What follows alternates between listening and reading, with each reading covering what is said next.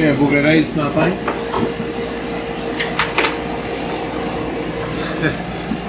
C'est souvent le genre de réveil qu'on a quand on décide qu'on part tôt.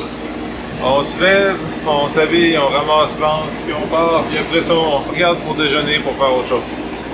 C'est beau par exemple ce matin. Le lever du soleil est magnifique ce matin, c'est super. Bon, si je veux pas échouer, je vais te donner la caméra. Ouais, bonne idée de pas s'échouer.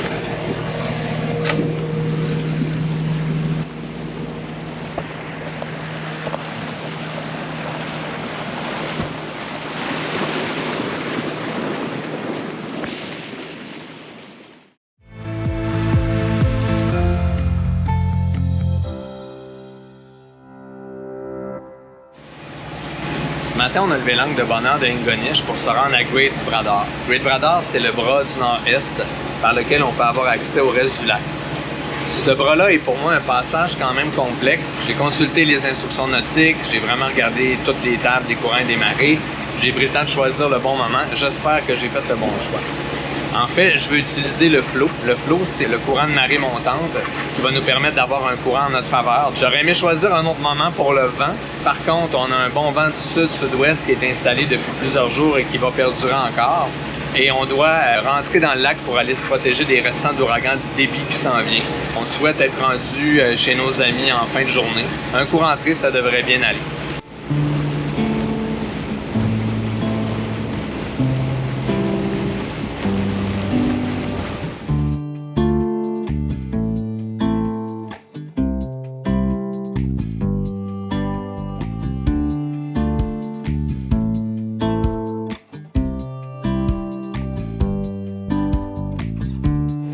C'est la première fois qu'on passe en dessous d'un pont avec un voilier. Ce sera certainement pas la dernière.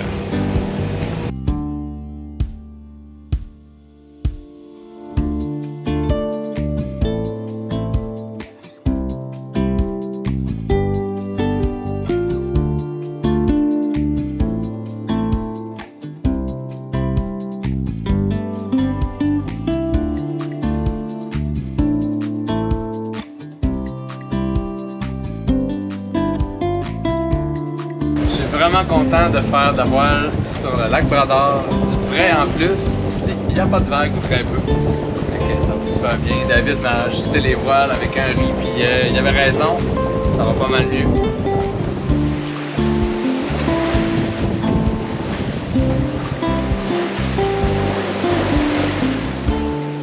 Après une bonne journée de navigation à partir de Ingonish, on est allé rejoindre nos amis Sébastien, Monique et leur fils Samuel qu'on avait accompagnés jusqu'à Percé lorsque eux déménageaient du Québec vers le lac Bradar. C'est vraiment spécial d'arriver chez des gens qu'on connaît après avoir fait une aussi longue distance à voile. Bon, aujourd'hui, j'ai un peu une face de gars qui a fêté avec ses amis hier. Quand on est revenu, on a une belle surprise sur le bateau. Des petites bobites partout. On en avait surtout dans le cockpit, un peu dans le bateau. J'avais eu la bonne idée de me laisser une lumière pour voir le bateau en revenant. Mauvaise idée. Ce soir, on va être dans le noir, croyez-moi. Aujourd'hui, on est au mouillage à côté de chez Sébastien et Monique. Puis on prend ça... j'allais dire relax, mais on fait bien du ménage finalement pendant que les gros vents des restants de débit passent. Fait que on a passé l'aspirateur à grandeur, il y en avait partout sur le plancher, il y en avait un peu au plafond aussi. Fait que là, le bateau commence à retrouver son côté propre.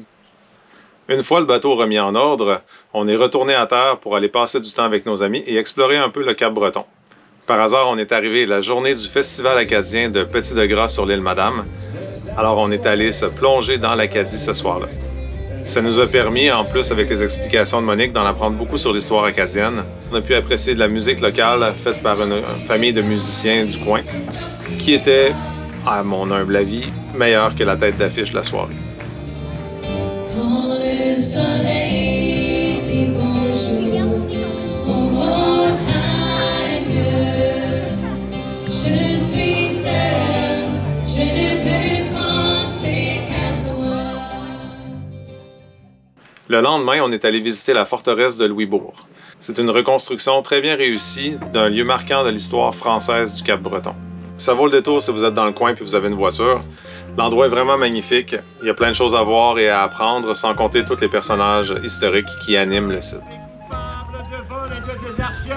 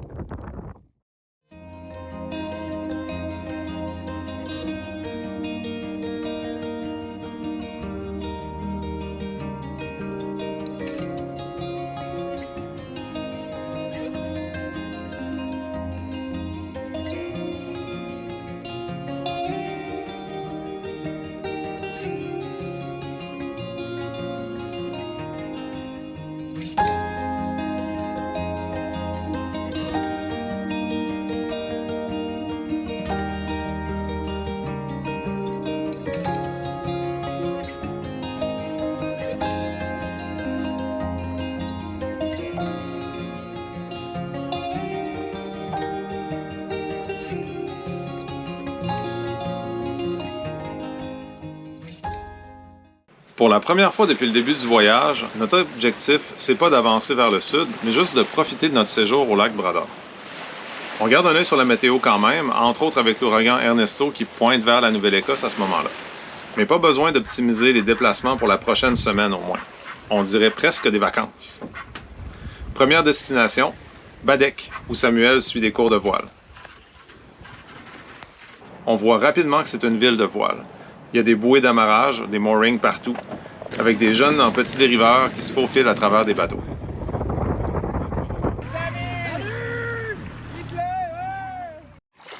L'eau est chaude, on est bien, on peut bouger puis relaxer un peu. Ça fait vraiment du bien après les navigations qu'on a faites. On attend aussi la livraison de notre batterie de rechange avec un peu d'impatience. Avec leur permission, on a donné l'adresse d'un magasin de voile à Baddeck et la livraison est supposée être là avant 20 h depuis 3 jours. Ça va finir par arriver.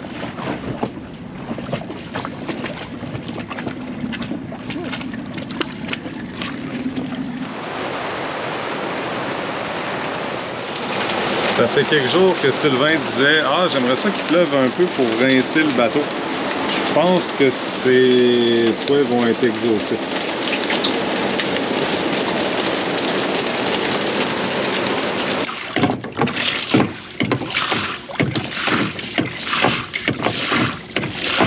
Ça a été ton après-midi? Il a mouillé un peu. On a eu du gros vent. Le lac était super clair, puis c'est revenu tout brun. Tout ce qu'on a mangé comme... Mais là, le beau temps est derrière, ça me plaît. Mais c'était le fun quand même, le fun.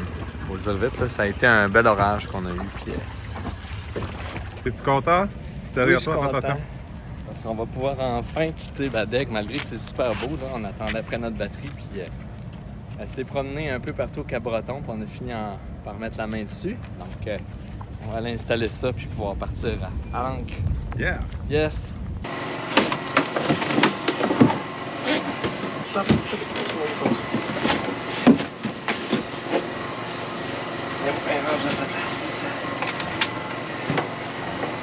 Bon, on va laisser ça charger. Fait 90 ampères, on a 2 heures. Ouais. 2 heures de génératrice. Au moins, on a une batterie. On a passé 4 jours à Baddeck avec nos amis, puis à attendre aussi notre batterie de rechange. On l'a eu aujourd'hui finalement. On est content de bouger, on va pouvoir aller ailleurs ce soir. On va rejoindre nos amis qui sont dans un autre mouillage. On s'en va à Maskell's Harbour.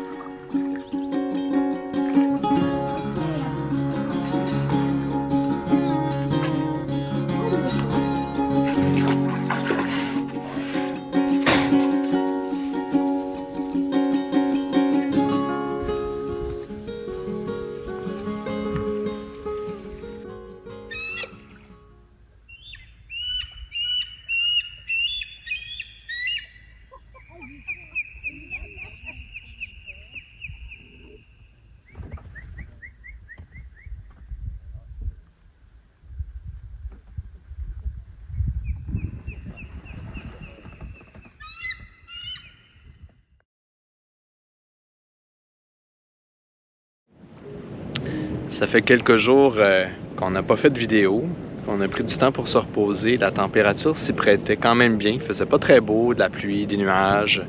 Puis l'équipage avait besoin de se retrouver un peu. Donc on est à Little Harbour actuellement, encore dans le lac Brador.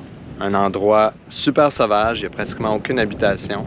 C'est protégé à 360 degrés. Aujourd'hui, on va en profiter pour faire une très petite nave, probablement à moteur, pour se rendre à Marble Mountain. Il y a une belle plage qui est là, puis une marche à faire là, dans l'ancienne carrière de marbre. Puis en attendant, bien, on continue de prendre ça relax. Okay. Moi, j'avance mon cours d'anglais. David a sorti sa harpe.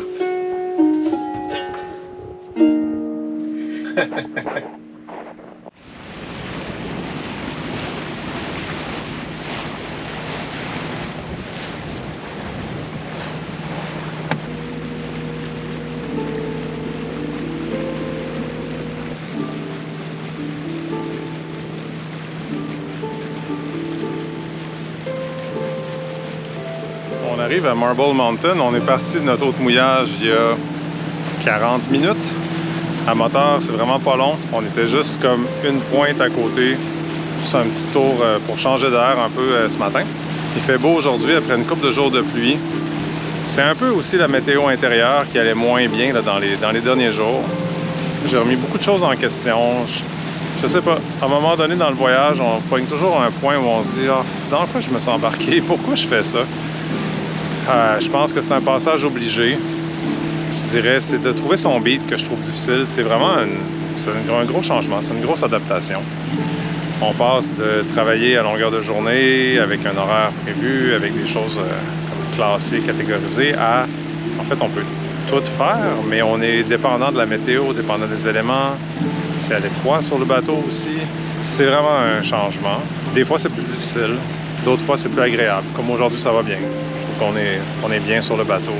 Alors voilà, ça fait partie du voyage. Il n'y a pas juste des bons moments. Évidemment, on essaie de vous montrer le meilleur et de vous partager ce qu'on aime du voyage. C'est ce qui est agréable aussi à partager. Mais il y a aussi un autre côté qui est plus réaliste, je pense, qui est normal dans des grosses transitions comme ça, où il y a des journées où ça va un peu moins bien. Aujourd'hui, c'en est une où ça va bien, donc on va en profiter.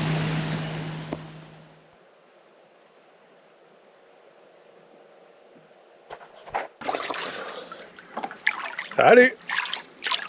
Puis, Ben, il y avait une anode qui a perdu une vis. Ah! Fait attaqué par un déguis. Une anode qui avait perdu une vis. Elle a encore perdu une vis d'ailleurs. Moi, j'ai pu resserrer l'autre. c'est bon, on en retrouvera une autre pour... Ouais, je vais essayer d'aller voir s'il n'y a pas d'autre chose en dessous, mais ça avait l'air correct à l'autre. Good. Devrais-tu me donner le tournevis avec le manche bleu, c'était pas qui doit être. Oui, tournevis avec le manche bleu. Qu'est-ce que tu fais encore à la tête d'un fond de frigidaire? C'est à donner que notre thermostat a décidé de nous faire 3 petits points. Comme quoi un bateau, ça a besoin d'attention et d'amour presque tous les jours. À Marble Mountain, à quelques minutes de Zigouin, d'une des nombreuses baies protégées du coin, on peut marcher jusqu'à la carrière désaffectée de marbre qui donne le nom à l'endroit. La vue en surplomb sur le lac et les eaux turquoises du coin sont vraiment magnifiques. On peut aussi y apercevoir quelques aigles à tête blanche perchés dans les montagnes. Tout ça, c'est un excellent prétexte pour aller se dégourdir les jambes un peu. C'est ici aussi qu'on a rencontré Raphaël et Émile sur le voilier Kensuke avec qui on échangeait des messages depuis quelques temps. Deux jeunes vraiment sympathiques, débrouillards, inspirants pour nous, qui s'adonnent à faire la même route que nous jusqu'au Bahamas et plus loin. On a vraiment hâte de pouvoir partager une bonne partie de la route avec eux, on l'espère. Le temps passe vite en bonne compagnie, puis après une dizaine de jours au lac Brador, c'est le temps de reprendre notre route vers le sud. On fait un arrêt pour une dernière soirée avec nos amis, leur famille et l'équipage de Kensuke. I bet a bridge pointing and a fence and then a car. They're probably drinking coffee and smoking big cigar. But I know I had it coming. I know what can be free. And I hope all my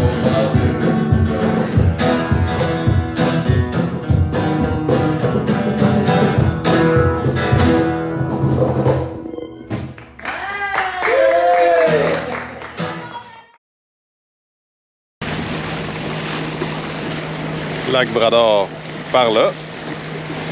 L'Atlantique par là. Quand on quitte le lac Brador, on est parti de chez nos amis. Cet après-midi, on se rend vers St. Peter's. On est à veille d'arriver dans le canal de St. Peter's. Sylvain disait que c'était un labyrinthe à naviguer. Ouais, ben en fait, j'ai décidé de pas prendre la trail habituelle. J'ai comme coupé parce que j'avais le goût d'aller voir les autres mouillages puis les petits coins cachés. Faut que je vérifie mes fonds, ma carte, qu'elle soit zoomée au max. Ouais. Il y a des petites cabanes à pêche qui sont là, sur le bord. C'est quand même joli. On est dû pour un petit run de ravitaillement après 2 semaines au mouillage. Ouais. 15 jours. Donc ce soir, on dort à la marina. Ça fait longtemps qu'on n'a pas fait ça. Ça va nous permettre de se ravitailler et d'aller s'approvisionner. Quand on a préparé le voyage, le lac Brador, c'est vraiment une destination qu'on voulait prendre le temps de visiter et on n'a vraiment pas été déçus. Mais les vents dominants sont contre nous pour se rendre jusqu'à Halifax. Donc quand une fenêtre météo s'ouvre, il faut vraiment la saisir. Horus est en plein ravitaillé et prêt pour un autre segment en autonomie. On quitte les eaux chaudes et calmes du Brador pour se rendre sur la côte atlantique. Alors, dans le prochain épisode, on traverse notre première écluse et on passe d'un mouillage sauvage à l'autre sur notre route vers Halifax. Merci de nous suivre. Si vous voulez embarquer avec nous dans l'aventure, abonnez-vous avec le beau gros piton à droite et laissez un commentaire si ça vous dit. À bientôt!